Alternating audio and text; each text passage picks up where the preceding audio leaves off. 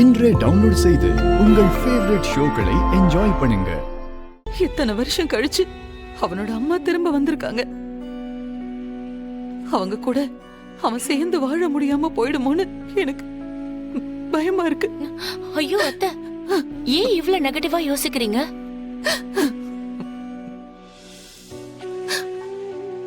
அவரு நல்ல மனசுக்கு எதுவுமே ஆகாத அத்தை, கண்டிப்பா திரும்ப வந்துருவாரு. அழாதம்மா, என் பிள்ளைகிட்ட ஒப்படைச்சிட்டு அவன் பாத்துக்குவான்.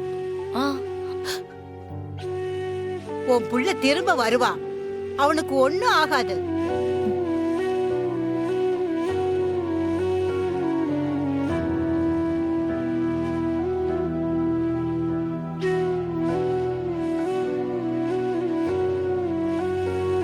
ஈஸ்வரமூர்த்தி, அந்த இன்ஸ்பெக்டர்ட்ட போன் அடிச்சு என்னன்னு கேள.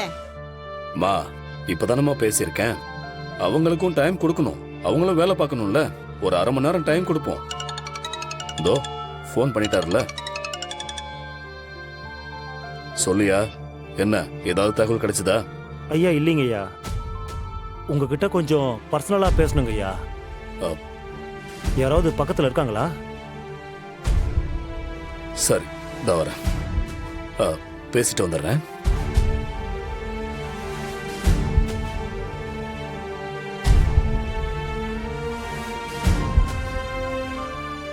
சொல்லியா, ஏதாவது பிரச்சனையா என்ன?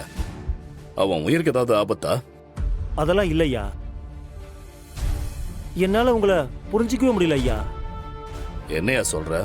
ஐயா, அந்த ஸ்ரீகாந்த் ஆக்சிடென்ட் கேஸ்ல ஒருத்தன் வருவான், அவனை புடிச்சு உள்ள வைன்னு சொன்னீங்கல்ல? ஆமா. யோ, அந்த கேஸுக்கும் இவன் தொலைஞ்சதுக்கும் என்னையா சம்பந்தம்? ஐயா, நீங்க யாரு போட்டோவை அனுப்பி கண்டுபிடிக்க சொன்னீங்களோ அவனதான் உங்க பையன் கேஸ்ல அரெஸ்ட் பண்ணி வச்சிருக்கிறதும். என்னையா சொல்ற?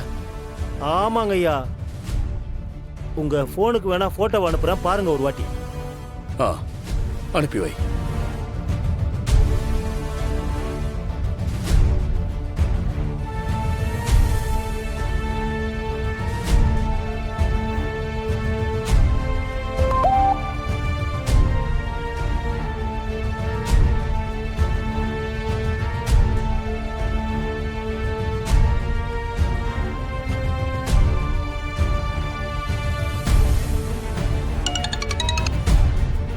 யோ, என்னையா என் குடும்பத்தை சேர்ந்த ஒருத்தனை அரெஸ்ட் பண்ணி உள்ள வச்சிருக்க?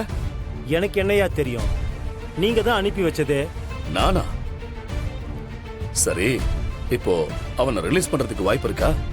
இந்த கேஸை எஃப்ஐஆர் போட்டு ஃபைல் பண்ணியாச்சுங்கய்யா, இனிமே ஒன்னும் பண்ண முடியாது. சரி சரி, நீ அவசரப்பட்டு எந்த முடிவும் எடுத்துறாத. நான் அங்க வரேன், ஸ்டேஷனுக்கு வரேன்.